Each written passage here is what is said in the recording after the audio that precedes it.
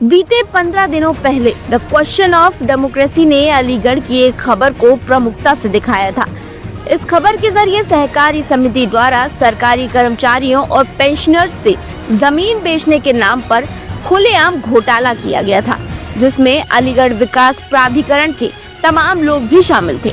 सरकारी कर्मचारियों को बेचे जाने वाली इस पूरी जमीन का घोटाला 300 करोड़ रुपए से जुड़ा हुआ था, जिसमें तमाम सरकारी अधिकारियों की मिलीभगत सामने आई थी।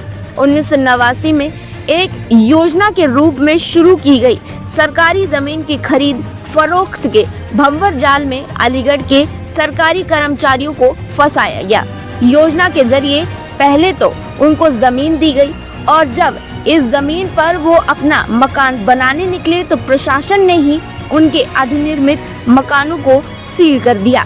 अलीगढ़ के तमाम क्षेत्रों में सरकारी योजनाओं के तहत सरकारी कर्मचारियों को प्लॉट आवंटित किए गए थे। योजनाओं में तमाम फर्जी रजिस्ट्रियों की बात भी सामने आई थी।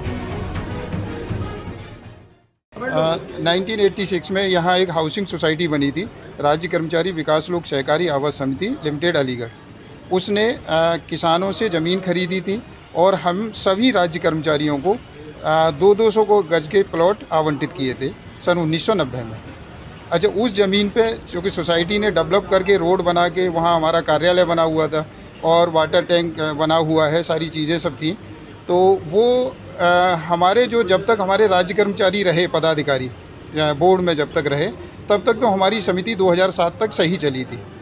उसके बाद यहाँ एक प्रशासक नियुक्त हुए थे, देवेंद्र कुमार सोनी।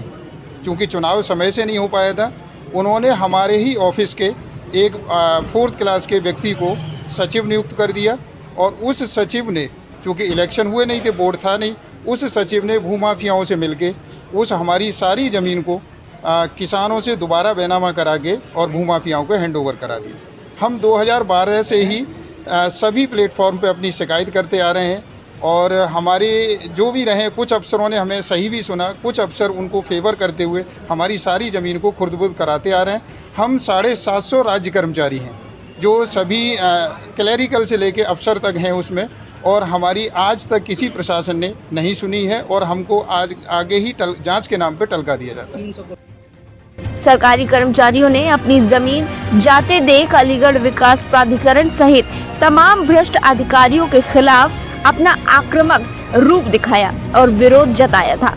इस पूरे मामले में अलीगढ़ प्रशासन की कार्यवाही अब तक सवालों के घेरे में बनी हुई थी। मैनेज हो जाता है। उनके जो खिलाफ FIR हुई थी 409, 420, 67, 68, 71 धाराओं में, जो कि इनमें FIR लगने की तो कोई संभावना नहीं है, लेकिन वो केस को ही स्पंज कर दिया। यहाँ लोकल पुलिस ने केस को स्पंज ही कर दिया और हमें उसमें नहीं सुना गया। ऑफिस का अधिग्रहण हुआ था, जिन लखनऊ के अधिकारियों ने उनके खिलाफ कार्रवाई की थी, उन्हीं अधिकारियों ने माननीय मुख्यमंत्री साहब को धोखा देते हुए, जबकि जो कार्रवाइयाँ की गई थी माननीय मुख्यमंत्री साहब को अवगत कराया था कि हमने ये कार्रवाइयाँ इनके खिलाफ कर दी हैं, लेकिन उन कार्रवाइयों को 5 महीने बाद उसी संबंधित अधिकारी ने, अपर आवास आयुक्त हैं श्री विनय कुमार मिश्रा जी, उन्होंने 5 महीने बाद अपने उन जो कार्रवाइयाँ की थी उन कार्रवाइयों को ही वापस ले लिया और फिर से उनको कब्जा करा दिया। सरकारी कर्मचारियों की जमीन भूमाफियाओं द्वारा कब्जा किए जाने वाले फर्जी दस्तावेजों के जरिए इन जमीनों को बेचे जाने के चलते जो सरकारी कर्मचारी परेशान चल रहे थे, उनको लेकर अब शासन ने एक्शन ले लिया है। भले ही मंडलायुक्त द्वारा गठित की गई 3 सदस्य SIT की जांच में भारी अनियमितताएं पाई गई हों, लेकिन राज्य कर्मचारी लोक आवास समिति के इस पूरे घोटाले में लिप्त सचिव जितेंद्र कुमार को पद से हटाने के निर्देश जारी कर दिए गए। दरअसल ये पूरा मामला अलीगढ़ से ही जुड़ा हुआ है। अलीगढ़ में समिति द्वारा स्वर्ण जयंती नगर, किशनपुर, धनीपुर और असदपुर कयाम में 3 कॉलोनियां प्रस्तावित की गई थी, जिनमें सरकारी कर्मचारियों को प्लॉट भी आवंटित किए गए थे। स्वर्ण जयंती नगर में प्लॉट आवंटन के साथ साथ तकरीबन 150 मकान भी बन गए थे, लेकिन धनीपुर और असदपुर कयाम की कॉलोनियों को लेआउट पास नहीं कराया गया। सरकारी कर्मचारियों को आवंटित की गई इस जमीन के पूरे घोटाले में समिति के तमाम तत्कालीन पदाधिकारियों के नाम भी उजागर हुए थे। सरकारी जांच में ये भी पाया गया कि सदस्यों के नाम पर जमीन का बंदरबाट खुलकर किया गया था।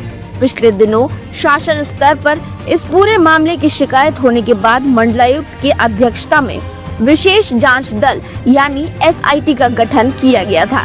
यही नहीं, द क्वेश्चन ऑफ डेमोक्रेसी ने खुलकर प्रशासनिक भ्रष्ट अधिकारियों को मिली भगत और समिति के पूरे खेल का खुलासा अपनी खबर में किया था। इस खबर के फ्लैशबैक होने के बाद जांच में तेजी आई।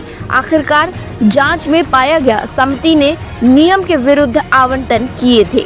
यही नहीं, समिति के सचिव जितेंद्र कुमार की नियुक्ति 2011 में समिति में रही और वो जब तक समिति के सचिव बने रहे थे, जो कि नियम के विरुद्ध था। आम सरकारी कर्मचारियों के साथ हुए जमीन के इस घोटाले में आखिरकार प्रशासनिक डंडा चला।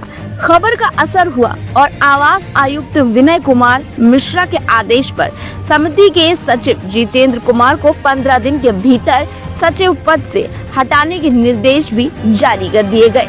घोटाले का शिकार हुए इन सरकारी कर्मचारियों को अब इस पूरे मामले में न्याय मिलने की उम्मीद जगी है।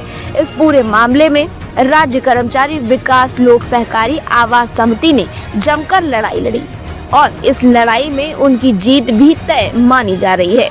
भले ही राज्य कर्मचारी विकास लोक सहकारी आवास समिति की लड़ाई कुछ हद तक कामयाब हुई है, लेकिन इस पूरे गबन घोटाले के मुख्य कर्ता धर्ता और भ्रष्ट अधिकारियों के खिलाफ कार्रवाई का डंडा चलना अभी भी बाकी है, जिसके लिए समिति अभी भी अपनी लड़ाई जारी रखेगी। द क्वेश्चन ऑफ डेमोक्रेसी के लिए वरिष्ठ संवाददाता प्रकाश बिष्ट की स्पेशल रिपोर्ट।